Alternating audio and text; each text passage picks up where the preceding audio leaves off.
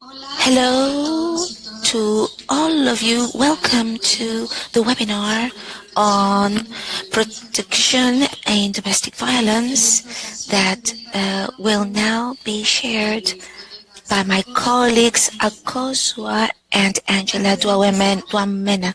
Before we start, I would like to share with you a very small bio of the presenters who are going to facilitate this webinar. So I would start by introducing Akosua Darkwa.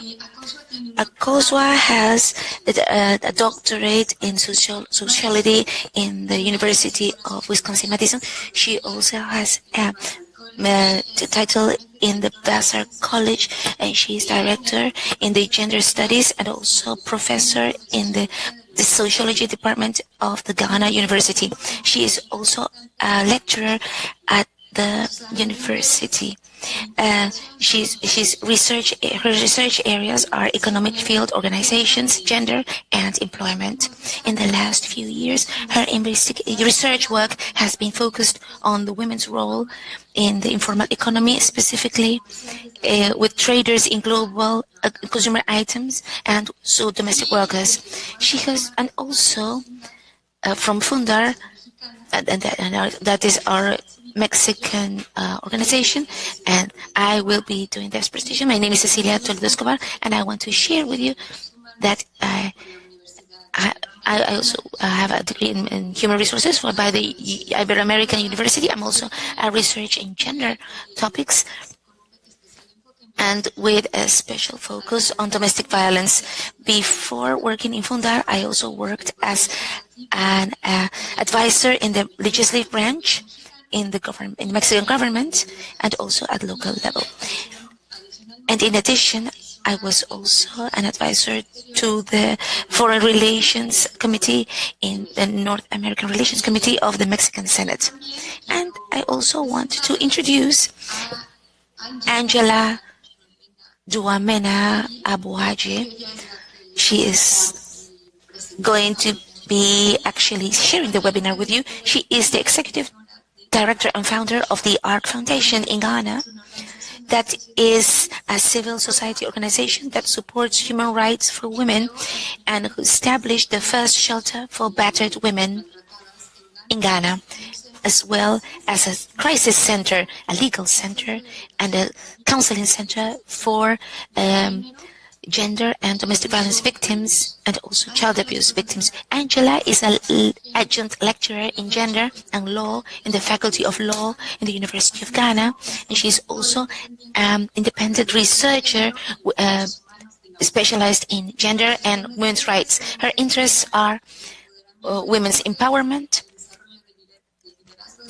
young women's leadership development, mental health, advocacy, and poetry. So as you can see, we have a quite interesting panel. And briefly, before we actually get started in the webinar, I would like to share with you some very concrete points to interact with the moderator and the participants during the presentation. First of all, I would like to share with you that the webinar can be heard both in English or Spanish. The lower right part of the screen, you can find a button that allows you to choose the language you want to, and you can switch from Spanish to English as you wish. You can also interact through the chat that is on the right side of the screen. There is a space here, blank space for the presenter here, and here we can interact in the chat where we can write our comments, questions to the moderator or the presenter or the presenters. Now, depending on what you want to do, you can select an option with the general or question chat as required, and you can do it on the column that I told you about. If the question is in another language, you can click also you can click on translate to read it in the language of your preference. And if you want to have a private chat with the moderator and or the participants, click on the name of the person in this space and start chatting privately with that person. Okay, as you can see, we've got everything ready. We have our presenters and we have the space to communicate. So now I will give the floor to Akosua and Angela so that they can start with the presentation. Hello, everybody, and welcome to the webinar for today. I will hand over to Angela so that she can begin with the presentation. Protection services. We're talking about protection, and I'm focusing on what I know here in Ghana. And basically, we are looking at the fact that protection services, particularly in the area of violence against women or domestic violence, or broadly speaking, sexual and gender-based violence, should be holistic, should be integrated, coordinated, and survivor-centered. We're also looking at a situation where we know that protection must encompass all relevant services. For example, social services, child services, shelters, the justice system, which includes police and courts, health, including psychological health and education, and traditional and religious support systems. There must also be an established way of monitoring and tracking the people who are in the system of protection. Indeed, for any protection services to be effective, we look at what has already been given in the framework that we know as the Declaration of Elimination of Violence Against Women, which is a UN framework. And that is an effective way of ensuring that people who are survivors or victims of domestic violence, violence against women, are protected. Without one of these components in place, it is difficult for protection to actually happen. And these four, what I call 4 Ps, are the prevention part, the protection part, the provision part, and the prosecution of offenders or perpetrators, what is also known as perpetrator accountability. We also know that effective protection for survivors comes from effective and appropriate police response to reported cases, effective response of the justice system and the laws. We need an effective psychosocial response that takes care of the psychological and social needs of the victims or the survivors. And then we need to find ways of preventing the recurrence of violence. And then we also need to look at, we also need to look at safety of children involved, if there are any children, and also have continuous and effective capacity building of service providers. And these service providers include service providers in the justice system, service providers as in the police, service providers as in the social services systems, service providers that are shelters and NGO service providers, health workers, including doctors, nurses, and then service providers in the court system. There is continuous and effective capacity building of service providers. Of course, as part of effective capacity building is also to ensure that service providers remain at their post for a while and pass on their capacity building, the skills they have built to other personnel in the agencies, so that if they are shifted, there isn't a loss to the survivors who need their services. Okay. So I'm pausing to take some comments or questions. Thank you, Akosua. I don't know if some of the participants and the people who are following us would like to ask anything or say whether they have any questions, queries, or comments, you could ask them now. Or carry on listening to our presenters. So it would be good now to start to think about whether you have any questions or any ideas that you could share with us now. So,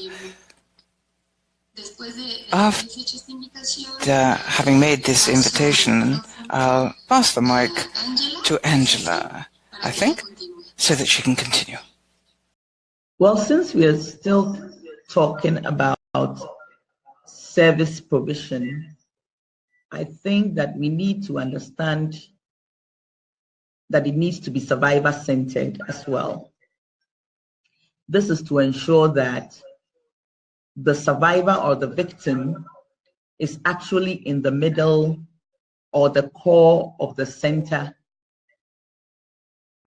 of all the issues that we need to discuss as service providers in order to provide effective protection.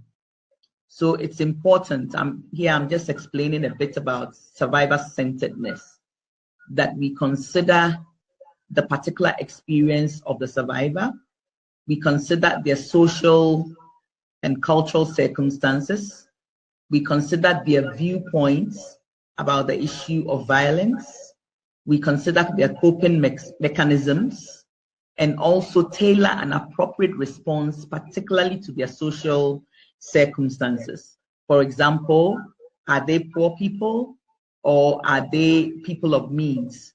Do they have children to take care of? Is there family that can support them? How much do they know of the issues of violence, or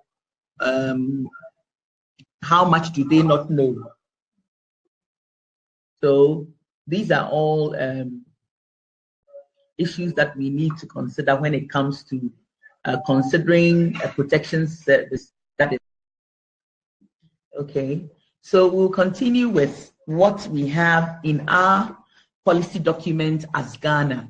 Now, in the year 2007, a Domestic Violence Act or law was passed in Ghana that sought to respond to the issues of domestic violence and how to address the issue of domestic violence in the country. Subsequent to that law being passed in 2007, a national policy and plan of action was also drafted and approved by the Cabinet of Ghana to ensure that the Domestic Violence Act is implemented. The policy and plan of action was necessary because we realized that the law just takes care of legal provision, but it doesn't really look at issues of how to coordinate services and how to actually respond to issues survivors bring from the services centers. So whether it's health or education or justice, you find an issue that the law may say this is what you can do, but it actually doesn't spell out how you do it and how to coordinate these services. So the National Policy and Plan of Action, which also came about in the year 2010, looks at providing a holistic framework for addressing domestic violence and sexual and gender-based violence using a coordinated framework approach. Now, this framework encompasses the national level, the regional level, the district level, and the community levels in Ghana. In the National Policy and Plan of Action, once again, you find that there's a way in which urban services are coordinated and a way in which rural services are coordinated to respond to domestic violence and other forms of sexual and gender-based violence. In the urban system, again, the point about the victim or survivor is key, making sure that whatever protection services are afforded the survivor or within the system is survivor-centered. So a survivor shows up at a particular location. It could be a medical facility, a crisis center or at the police, and from that place, there's supposed to be services provided at that point. So, for example, at the crisis center, a survivor will be assessed through an interview, needs are discovered, need to be responded to. So, for example, did the survivor come in with torn clothes? Then we need to find clothes or dresses or a dress for the survivor to wear. Okay, we assess what kind of violence the survivor has experienced and what we can do at that point as a crisis center. Okay, if there's counseling needed immediately, the counseling will be offered. But if it is realized that the case needs to proceed to another point, for example, to the medical facility or the police, then a referral is made, and that referral is followed up. So depending on where the survivor shows up, a particular response is supposed to happen. And then after that, if the case gets to the police and the police starts an investigation and discover that the case has to proceed to the courts for prosecution, then the investigators and the prosecutors go to the courts for prosecution. If they find that there isn't enough material to send the particular case to the courts, usually what should happen is that the police should ensure that the survivor still is kept safe, or there should be counseling or other needs of the survivor that have been assessed as necessary are taken care of by, let's say, social services. Now, it is important that at any point in the system of protection, the survivor should have services that may include shelter, rehabilitation, economic support, a way of doing a social inquiry, psychological services if necessary, and where there's a request for alternative dispute mechanisms to be put in place instead of the courts, for example, that can happen. In the rural support system, you would also find that a similar thing is supposed to happen. Okay, so for example, there is still, in the rural support system, you would find that there may be a traditional leader or a religious leader that people feel they can trust. Or there may be a district court or the local police station or a health center to which people can report some of these cases. Depending on the location of the reporting, a number of things should happen at that particular location. Where the location or the service providers at that location find that they have reached their limits, they are supposed to report to the next level. So, for example, a leader who discovers that a survivor has also do their investigations. From there, if the case should proceed to the court, it should proceed then to the courts for prosecution. Let's look a bit at the issue of perpetrator accountability. Where we talk about perpetrator accountability, we're saying that whoever has been the cause of the violence or has perpetrated violence against another person is supposed to be held accountable. A number of ways are used to hold the perpetrator accountable.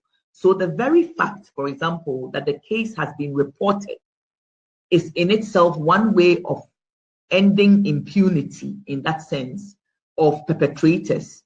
If a case is reported to a formal agency, to, for example, an NGO or the police, that in itself is a way of holding perpetrators accountable. If the case is taken to the police and it is investigated and sent for prosecution, that is also another level of perpetrator accountability. Where you can also take restraint or protection orders from the courts, that is also another form of perpetrator accountability. A court orders a perpetrator or an alleged perpetrator or offender to go for counseling or to go through a process of anger management, to see a psychiatrist or whatever there is. That is also a form of ensuring perpetrator accountability. In the rural communities, use of other traditional but legal systems of sanctions including community shaming or compensation for the victim, is also used as a form of perpetrator accountability. Well, so we can go on to talk about whether all the things I have spoken about in Ghana as pertaining in a national policy and plan of action is actually the case. Unfortunately, I can't say that this is the case. We have a good law on domestic violence. We have a good policy and a plan of action that takes care of a coordinated system of response that is supposed to be holistic and integrated. However, on the ground, this is not the case. And there are several reasons for this. The first one is that advocacy on domestic violence, violence against women and girls, and sexual and gender-based violence has been greatly weakened. It is weak because of lack of funding. It's weak because of lack of organizing, especially from civil society, from the civil society organizations that have worked traditionally in this area. We also have a domestic violence and victim support unit of our police service. Unfortunately, the police does not give it enough support. It's not just the police, but the government does not give it enough support to be effective in responding to cases. So you would find that there isn't enough training and capacity building for the officers of the domestic violence and victim support units. And even though we have a situation where statistics show that the reportage is increasing, but unfortunately the capacity to respond is very weak. We also have a situation where the policy institution that is mandated to be in charge overall coordination and implementation is not well resourced and has an overwhelming mandate, in my opinion. This is the Ministry of Gender, Children and Social Protection.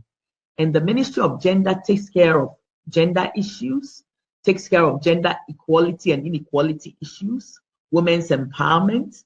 It takes care of children's issues across board, whether it's about survival of children, protection, development.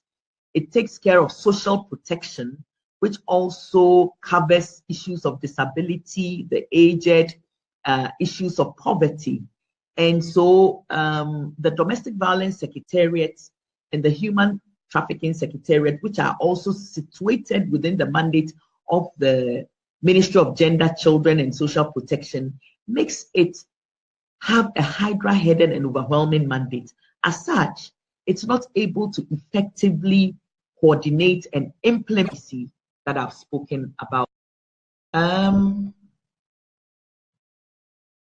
We also have a situation where funding for civil society organizations and women's organizations that have been interested in providing services, protection services, doing the education, doing the campaigns, funding has gone down considerably because donor interests have shifted, especially since Ghana became a lower middle income country. It is sad to say that since 1999, there's been only one functionally operational shelter for battered women and their children available. 4 government shelters that have been planned since the year 2010 have still not come into operation. The shelter that is currently on operation, which my organization runs, takes care of all the needs of each client while they are in residence. And that in itself is a big problem because of funding constraints and other services that are not in place. For example, transitional housing. In Ghana, we don't have social services that well in transiting domestic violence survivors who need to be reintegrated into the society after having been in the shelter for quite a while.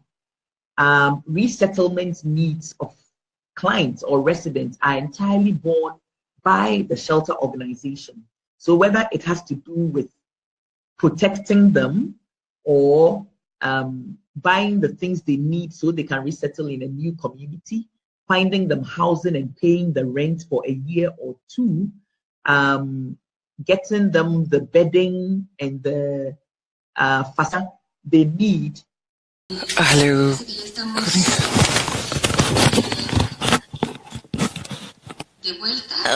Okay, here we're back, and I would like to apologize for these technical problems, but I think that we have solved them. So I want to tell you now that we would like to take advantage of this space so that we can go to the comments and all the questions that we are reading here. There are so many questions here. We have some very active participants here, and they show a lot of interest in knowing more about this topic. So the questions that we are reading here include a question from Aloysius, who asks about. He just makes some comments about this, that in Ghana's focus, that the main thing in Ghana, the punishment to the perpetrator is the focus here, and it's not very clear how to do with the victims. We also have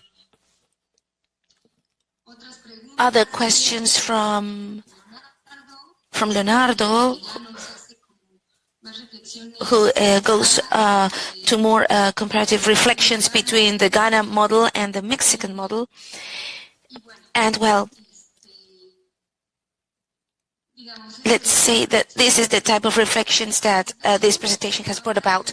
So now we are going back to Akosua. I think that the technical and communication problems have been solved, and she will be closing the presentation. And then after that, we will go immediately to answering all the questions that have been shared with us. So Akosua, I give the floor to you. I give the floor to you now. We're still looking at the fact that even with an organization such as ours that runs the shelter and the complementary crisis center services, we find that we still have funding problems and staffing challenges.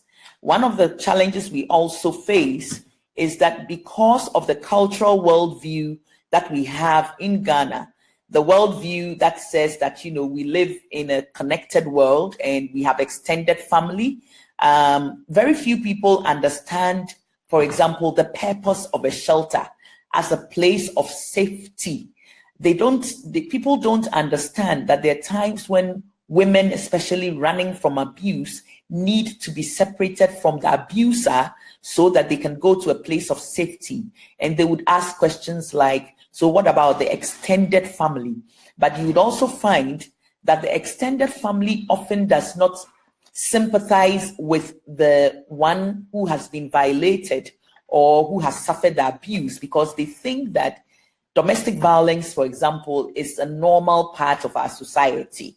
I mean, if a woman misbehaves, she needs to be disciplined, and part of the disciplining may involve, hitting her or, shutting her up and things like that. So it makes it difficult, challenging some of the cultural worldviews of our system of family and ways of responding to violence against women, especially, and domestic violence.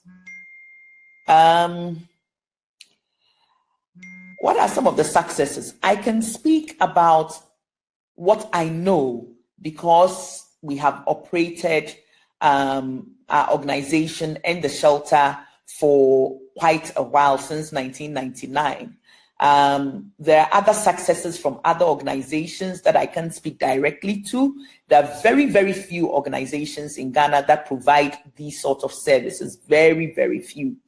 And so, for example, the police, the Domestic Violence and Victim Support Unit, has also been doing their police work, and they do have their successes to show for some prosecutions and some of the ways in which they've been able to stop abuse or violence from recurring through their own processes, such as investigation, support, and even prosecution.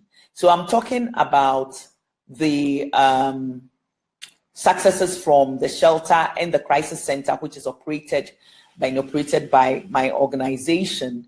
And we have serviced about 3,000 clients since we started in 99, about that. And as far as possible, provided a holistic, integrated kind of service, because at one center and the shelter, we're able to provide a crisis response, a certain level of safety. We do assess inquiry to find out the social circumstances of our clients. We provide legal aid support as far as possible. We do support for medical assessment by taking some of our clients to the hospital, where if they need a police medical form or they need treatment, we provide referral services to psychologists that we have connections with or we network with. And then also religious support, because you may know by now that Ghana is a very, very religious country, 71% or more being Christian, a bit under 20% being Muslim and African traditional religious practitioners. So clients would come asking whether you're able to provide them with counseling, religious forms of counseling, and so on. So we do that and also provide referral for that. Child support is also something we take into consideration when people go to the shelter, accompanying our clients to the police and courts, and then following up at relevant agencies, providing rehabilitation services and resettlement services, finding ways to provide education or skills training for younger clients, and for older clients, finding a way to get them into a trade or a business of their own, and then finding small funding to support them set up their businesses when they are leaving the shelter, and so on. These are some of the services that we've been able to provide and done so successfully for a number of our clients. Of course, you can't win them all. Some cases do not end up, excuse me, with the kind of results that we would love to see, because some persons may even return to the abusive situation. But then at least they go with understanding of their rights and the fact that they can always call on to ask for support should abuse reoccur. We've also contributed significantly to policy and legislative efforts, for example, in the passage of the Domestic Violence Act and the policy that I spoke about. We've also contributed to education and mobilization of communities against domestic violence and violence against women and children. And also our services have cut across ethnic groups, educational status, and even social or income status. So I think this would be, in summary, what I can say about protection for survivors of domestic violence or violence against women and children or girls, or sexual and gender-based violence victims or survivors. So I'm happy to take comments or questions at this point. Thank you, Akosua, for the presentation, for all of this very interesting information that you have shared with us. And yes, as I already shared with you, the participants are very curious, are very active, so there are lots of questions that we can share with you now and answering as well. So, Akosha, if you will prefer it, we would start commenting some of the questions. I've already shared with you that, for example, Aloysius asks, what can be done for a successful prevention, especially when we take into account that Ghana law focuses on punishing the aggressor and protecting the victim. He also says that the protection mechanisms have failed to face these situations of in which the domestic violence victims are faced with. We also have other questions that have been grouped under the section of questions so that you can look at them. Akosua also told us, Aloysius, we have comments from Aloysius, Leonardo, Media, Omaiba, Kola, Kehima. Do you think it would be do you think it would be useful for you to review the chat with the questions and then you gradually answer them? And if there are any possibilities to supplement, with Mexico's perspective or Latin American perspective, maybe we could just give our view as well. So now I'll give the floor to Koswa so that she can answer to the questions that have been already asked. One question says that less is done on prevention and provision. What can be done to bring prevention? What can be done to increase prevention and protection? Well, you see, as I have said, when it comes to the law and policy, we have a pretty good system in terms of the documents, but it appears that more or less a lot of it is on paper. What needs to be put in place so that we can do prevention, for example, is to ensure that there is mass sensitization. The sad thing is that a lot of these sensitization programs in the communities have been taken up by NGOs, primarily by NGOs, and especially NGOs interested in women's rights issues and domestic violence and violence issues. But NGOs can only do so much. Ghana is a population of 25 million. So if the state or the government is not involved in mass sensitization, using the media, using its information services and so on, then we are going to have problems in actually preventing violence. Same goes for provision. Provision services have come mainly from NGOs, and those that come from the state agencies such as the health, justice system, the police, and so on, has been primarily through the efforts of NGOs that did the advocacy for protecting survivors. So if the state is not actively interested and doesn't give the money for the coordinating ministry to do the work, then it's left to just a few people, and that also ensures that we don't have the kind of services that we need to respond appropriately to issues of domestic violence.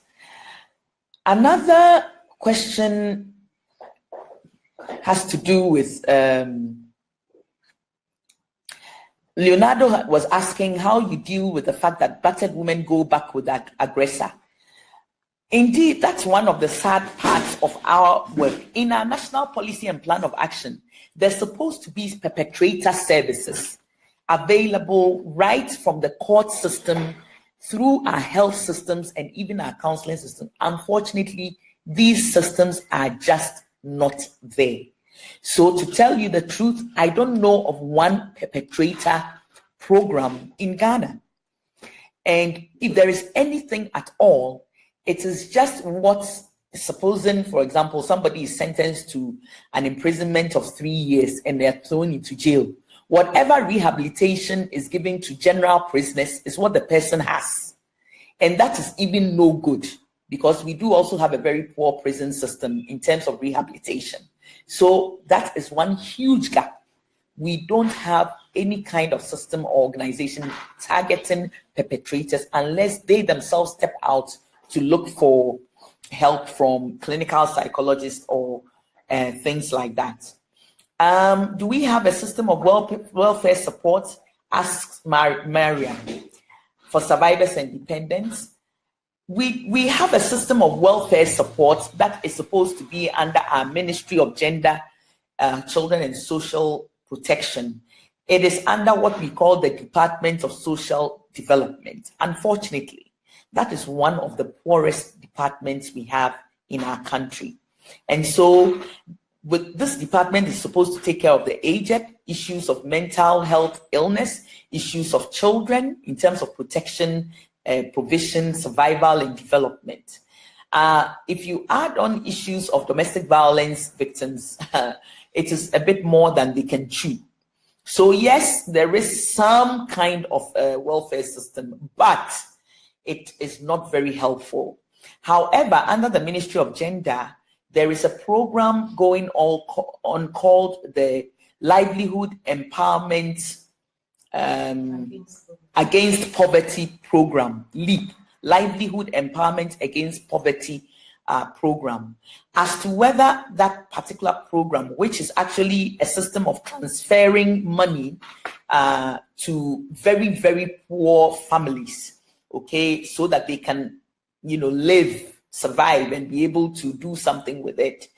I am not sure whether it targets families that have been identified as having abused persons within them. So we do not know whether this good program, so to speak, is targeting families in which abuse has actually happened.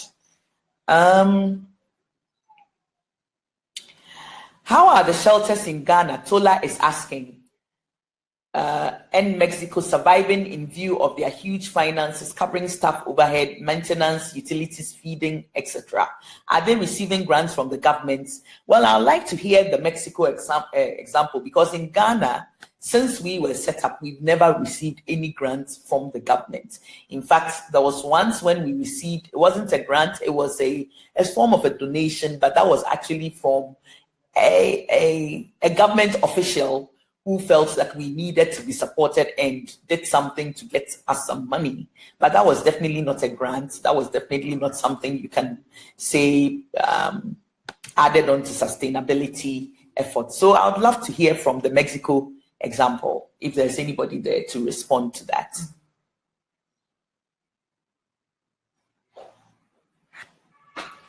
Cecilia, do you want to respond to the Mexico case in terms of funding?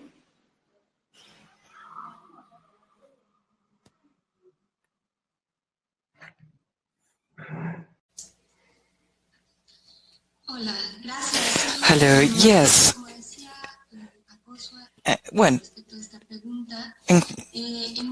With regard to this question, in Mexico, funding for shelters began in 2003 with a very small amount, but it was enough to fund the shelters. But there weren't many of them from 2008, and as a result of the discussion and passing of the law for access of women victims of violence to services, there was the amount that was sent from the Ministry of Health and also the National Women's Ministry, and another budget was sent from the Minister of Social Development. So these three amounts were brought together and presented as a larger sum, which at the moment is being handled mainly by the Ministry of Health. And the main objective of this funding is to guarantee the operations of the shelters, and this includes infrastructure and ranges across to the payment of specialized professional people. Additionally, to this amount, there's some amount a small budget from the Ministry of Social Development, and that is for the shelters that are run at local level with more specific needs. And the other budget comes from the National Women's Institute in Mexico, which is focused on strengthening or capacity building with the people who are working in the shelters, and thus strengthen the shelters as institutions. So this is the way this is seen, but there are some challenges still. And for example, like the inquiries that we've been able to make, which have helped us to bring to the fore the fact that the national design for shelters still has problems with regard to getting sufficient funding to make sure that they can run well. The way the shelters get funding is, it's not the best way, since they have to compete for the money through public announcements that come up every year, and that involves them having to spend a lot of their time to dealing with a very complex issue. They're also, meanwhile, working with the complex issues of the women who are arriving at the shelter. And they also have to deal with applying for this budget. They have to work late, they have to... The people who work there don't get paid for months. So there are challenges still, but what I want to highlight is that in Mexico, funding for the shelters mainly comes from the government. There is a budget for that, and they're recognized by the public treasury, and the way people can access that money is something that still has to be perfected. But I hope that I have managed to answer Acoso's question. So let's continue with the questions. I'm very glad to hear them. I'm glad to hear that the participants are so interested. So let's take advantage of this opportunity to continue to deal with the questions.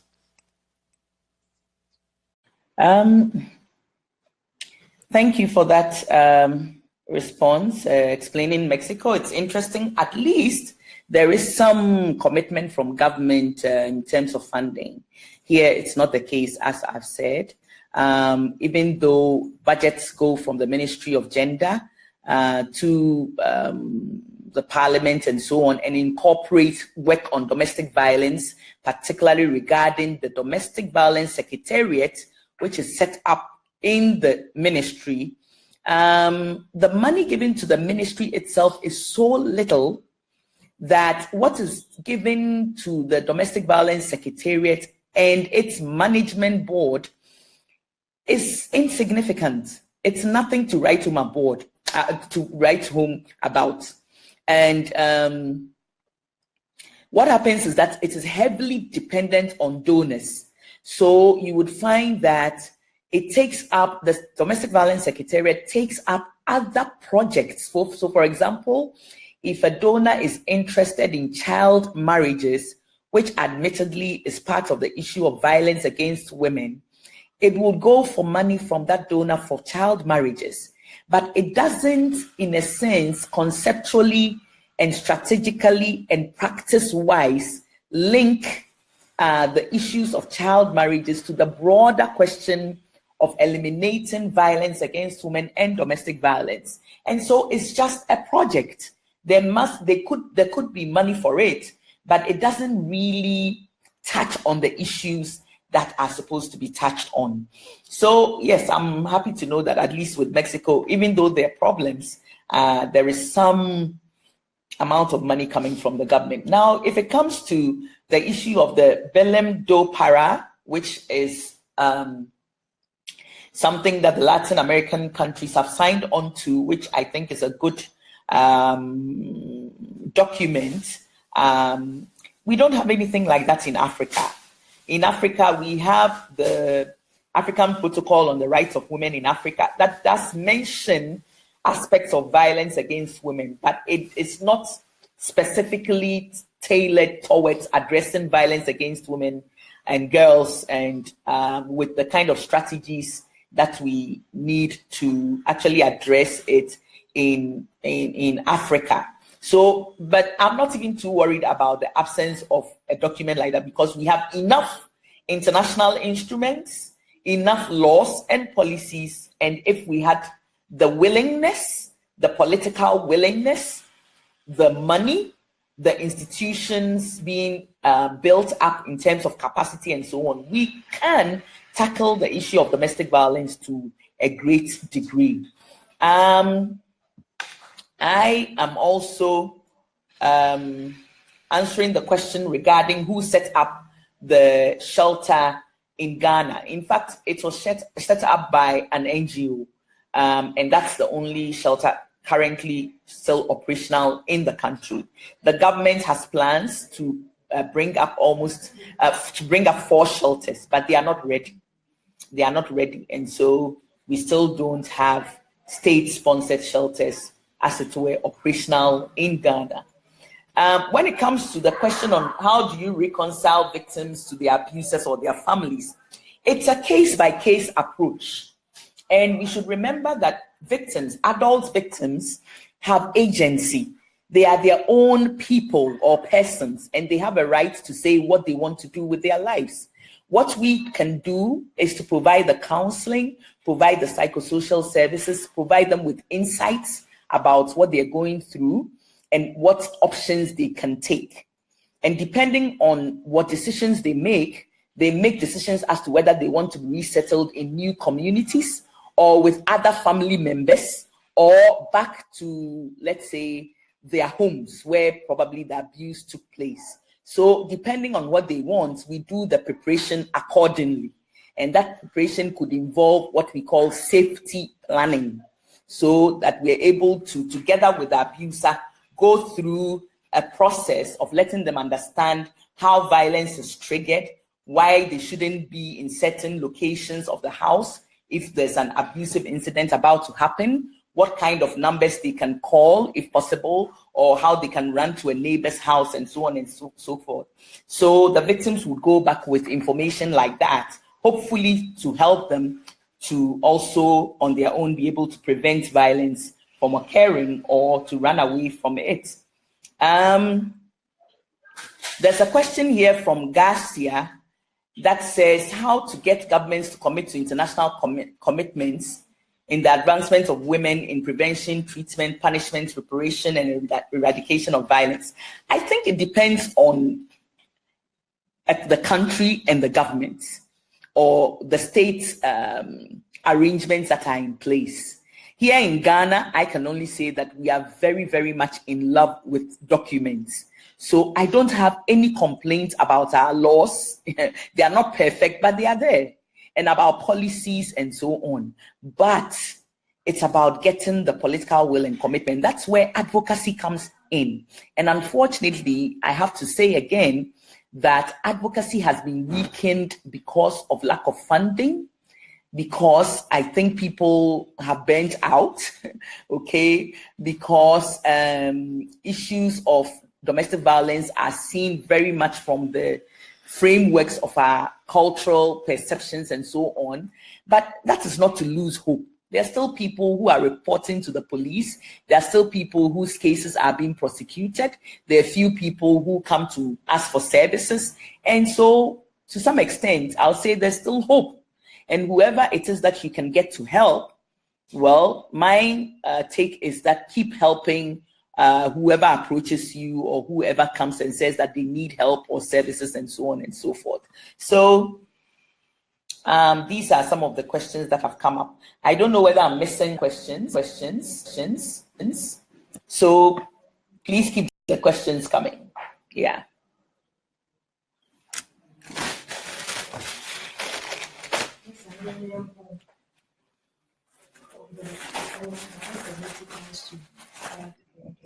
Yeah.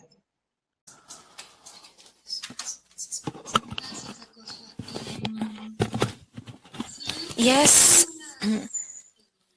there are two more questions that come from Leonardo, and they are at the end. And there is still another question from Naima, but I would like, before I just give the floor to Akoso to carry on with the answers to the concerns or the questions from the participants, I would like to share you that Algeria, okay, to know about the type of the prevention mechanisms, mainly that have been set up in Mexico.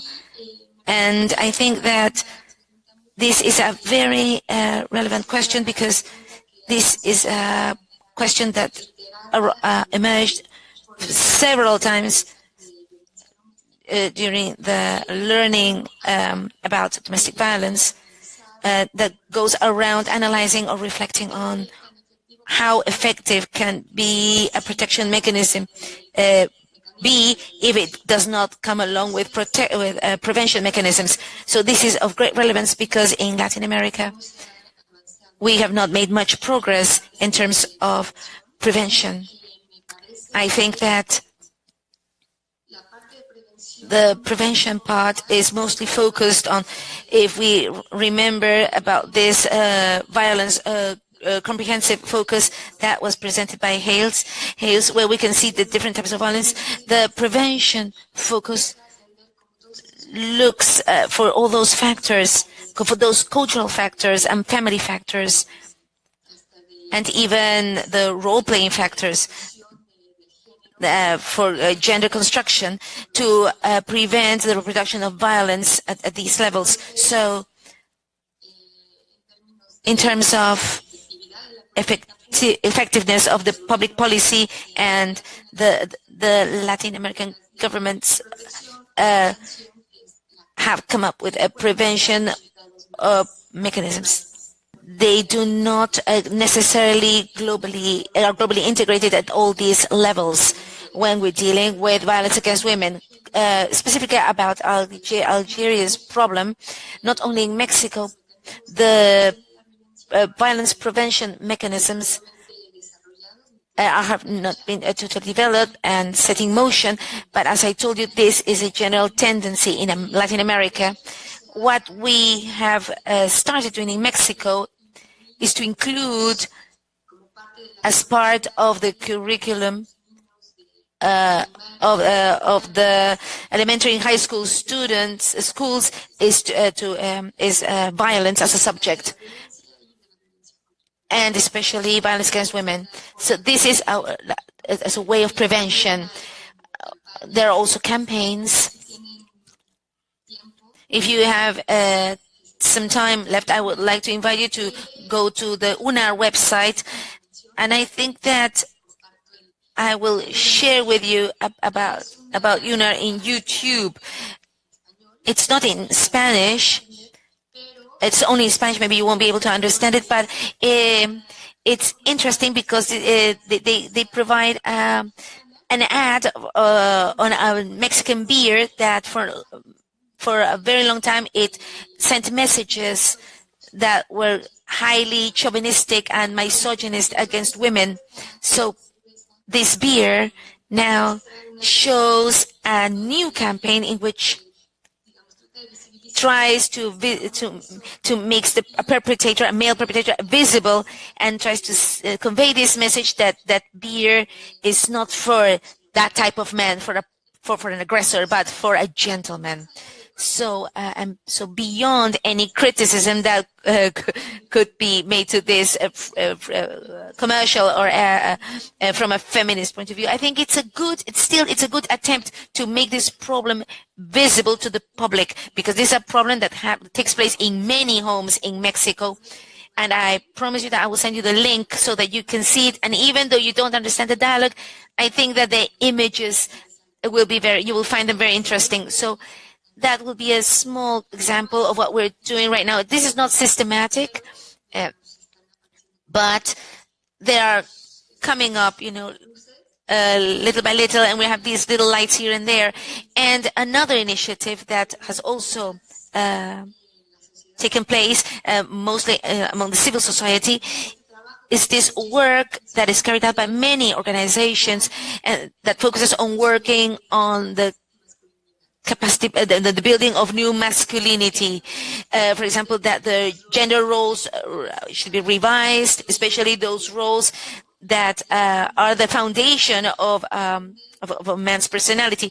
So, because I told you, in this is a country, I can remember that maybe it was the relator of the Human Rights Council, and they made a recommendation that about the chauvinistic very strong presence in Mexico.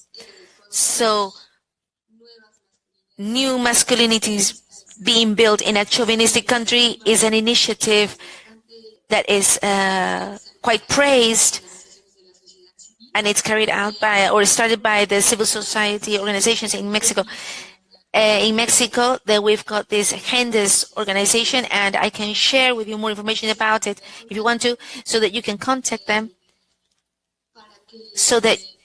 Because they work a lot with the perpetrators, and they mostly work with men, because in Mexico, law includes women. Okay, because the main objective of the policies and the law in Mexico focuses on protecting women against violence, but it also includes the perpetrator, the aggressor. So this is a black box in reality. I don't know what the state is actually doing to take care of the aggressors, but I know what this organization is doing in terms of working on workshops and meetings with men to build this new masculinity.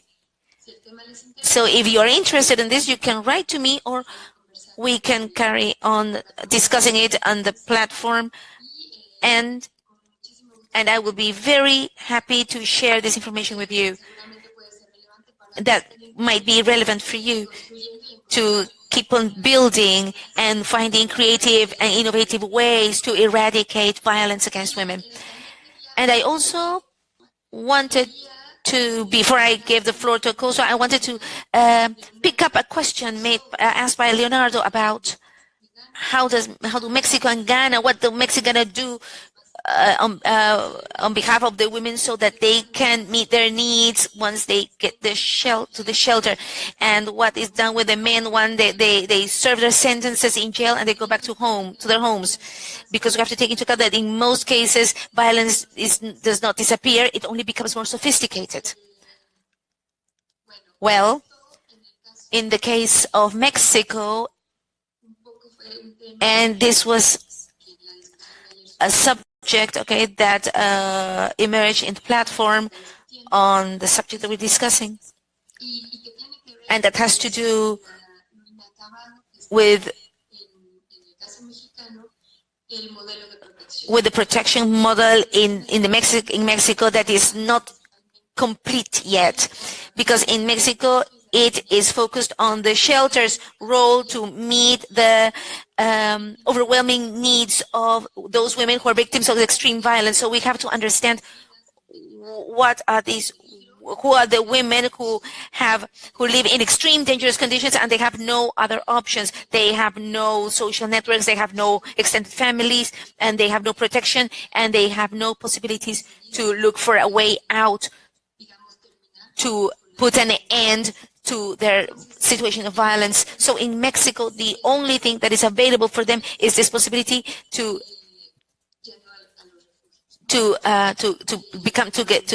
get into a safe situation, is to go into the shelters. As I already told you, okay, the women's basic needs are met there, but we also can provide them these professional services that will help them to understand the problem of violence, because it is a public violence, and we also prepare these women to come out and be able to build up a life in the future with psychological and legal tools, and give them some empowerment to each one of them. Now, the thing is that after these women leave the shelter, after being there for 3 months, okay, and they are locked up, they're there for locked in there for 3 months with their children, and because the design in the shelters in Mexico are the people just get locked in there, and maybe it's different from Ghana, but in Mexico the shelters the shelters are designed in such a way that women and the women are just locked in. They only leave the shelter with some staff from the shelter to go, for example, for medical checkups, and children don't go to school while they are in the shelter. So the question here is, okay, once a woman is able to rebuild their life, and now she can work on all her situation, and now when she leaves the shelter, she enters a world where from an institutional point of view things have not changed, and there is still violence, and society is also a violent society. So what happens? So these women need to be faced with this world without a transition for them that allows them to get reinserted, but using the tools they have in the best possible way. In that sense, the National Shelter Network, which is the organization in Mexico that groups all 44 shelters, I think, in Mexico, and this includes civil society and also the state, and that they meet certain requirements.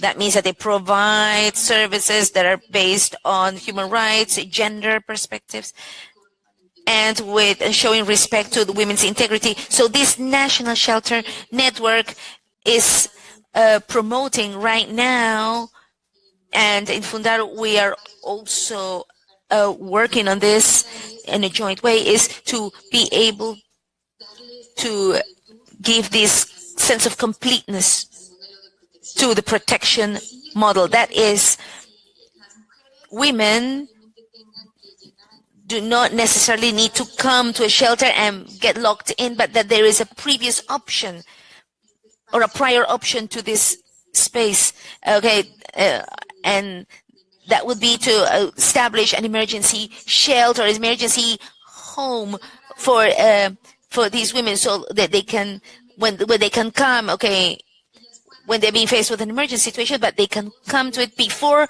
going to the shelter and stay there for 2-3 days while they think about their situation, and maybe they could come up with a solution, like I would contact a family member, or I could ask for advice to report the case. So it's a place where they could give a better thought and think more clearly as to how to deal with their situation.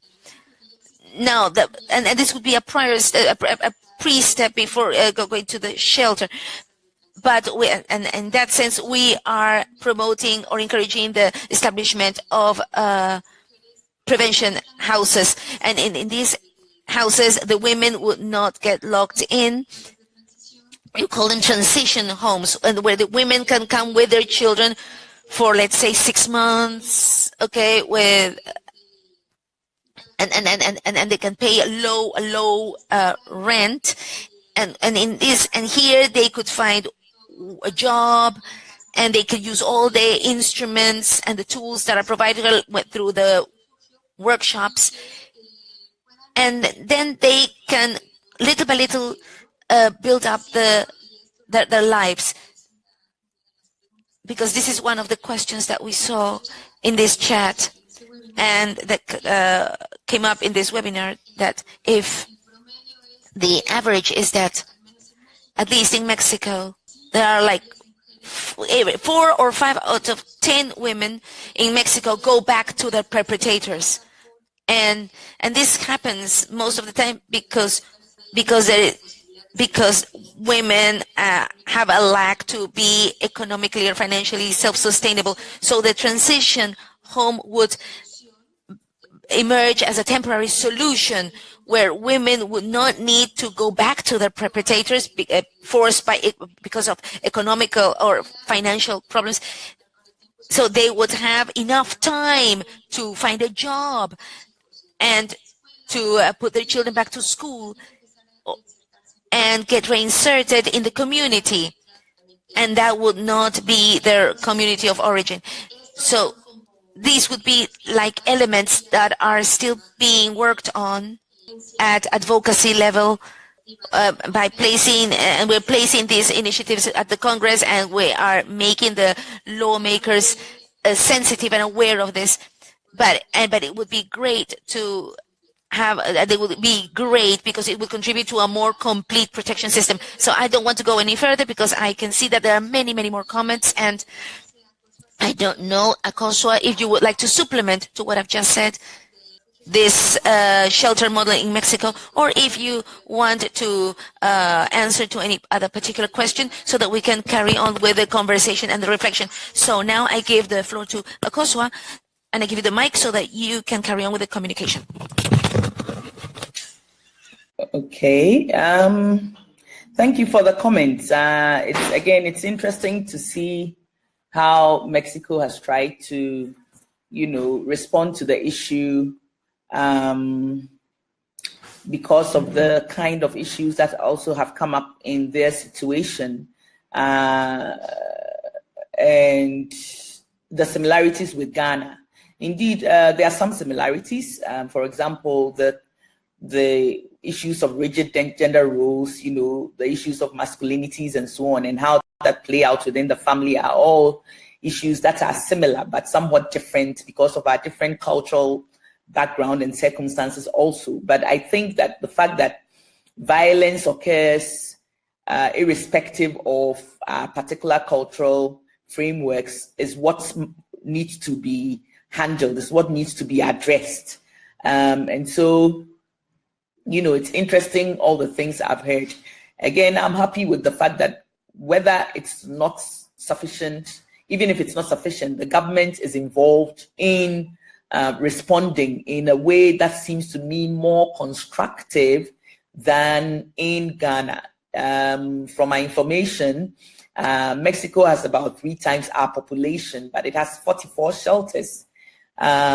We have just 1 operational shelter, and that is not something to write home about, and that should change quickly. I know one of the roadblocks is the question about how do we fund the shelters, because it's a place that eats money. It's a place that needs money consistently for every little item. That it's like living with your family and ensuring that there's food on the table, there are medical fees available, there is water running, and all of those things. So the question of funding the shelters has been key, and I know that's one of the things that is actually not helping or not motivating our government to put in the kind of money it needs to make sure these other shelters are operational and even support the one that is already in existence. Okay. In response to the issue around whether it's civil society organizations alone that are responding, for Ghana, it has been like that for quite a while. But then I need to say that we need to move beyond civil society organizations responding to the issue of violence, whether in prevention, in protection, in provision of services, or in ensuring perpetrator accountability, and involve all other segments of society, including the private sector and the governmental sector. It needs to involve more strategically religious organizations, because I still stress, and I think it's the same with Mexico probably, that Ghana is a very highly religious country, and most people, when they get into trouble would go to their churches and their pastors or their religious leaders first. So without targeting more strategically, response from some of these religious leaders and traditional leaders, of course, we are just hitting and missing. There needs to be some work done in that direction. I agree that health education is very important, especially to empower the woman on how to take charge of their health needs, particularly their reproductive health needs, and their ability to say no, for example, to unprotected sex and so on. These are very important components, but again, you cannot divorce it from personal empowerment, because some women may even get the education and understand why they need to protect themselves from abusive husbands and abusive sex. But then when it comes to the relationship, it's very difficult for them to say no, because the understanding is that a woman must always say yes, because of her subordinate position and so on in the family. Okay, so we need to emphasize health education. I agree. The issue around masculinities is always a controversial issue, but I think it's important to look at the fact that, basically we are human beings and we need to respect one another, whether we are women or men. And if we understood that the other human being is also created in the image of God and we need to respect them as they are, the issue of masculinities and femininities, though very, very important, will be tackled in such a way that it will actually respond to basic fellow feeling, basic we are human, basic whether you're a man or a woman, you need to understand that gender roles are learned and can be unlearned. You can help your girlfriend or your wife, and vice versa. It's deep, but it's something that we need to tackle in a way that makes sense to our populations, so that they can respond to it in ways that may, just fall within the kind of worldviews that they come from. As much as you challenge the worldview, you also ensure that it is not something they are alienated from. Okay, so that's important. Integrating violence in school curriculum is important also. And somebody mentioned the issue about shelters locking up the women. It depends on the kind of shelter. There are several different types of shelters. Some shelters admit high-risk clients or residents. High-risk residents are residents that may probably even be killed or harmed if their perpetrators find them. In that sense, it will be very difficult to just operate a kind of shelter that says anybody can come in and go as they like. And, it is also not a prison, so women must choose whether they want to go there or not, depending on the kind of assessment that is made at the first point of entry and the kind of conversations that go on there. In some shelters, they are mixed. The women may not be so high risk. For example, in the shelter that we operate, the girls, the young female girls who have suffered violence through sexual abuse or domestic violence are allowed to go to school. So there are arrangements with schools where they can attend and go in and come back into the shelter, in a way in which we try to also monitor that they are safe. Okay, it's not foolproof, but it is dependent on the kind of cases that we have in such shelters. But of course, it is still confidential. Nobody knows that this is an actual shelter. They think it's somebody's, grandmother's house or whatever, and they've hired it out to different groups of people to live in and so on and so forth. So it is not such a difficult thing to, as it were, quote unquote, hide. I see some questions are coming. I'm not sure whether they are mine to Aloysius. In those processes where men stay with their sons or daughters, notice any change in the lives of these men, or is replicated and redirects the violence against children? Well, these are complicated questions. I think I'll leave that to Mexico to answer, but from our point of view from here, I think we've covered enough ground about Ghana, and we may want to end the session if you are also ready to do that. Back to you, Cecilia. Hello, Cecilia. Okay. Cecilia, ¿estás ahí?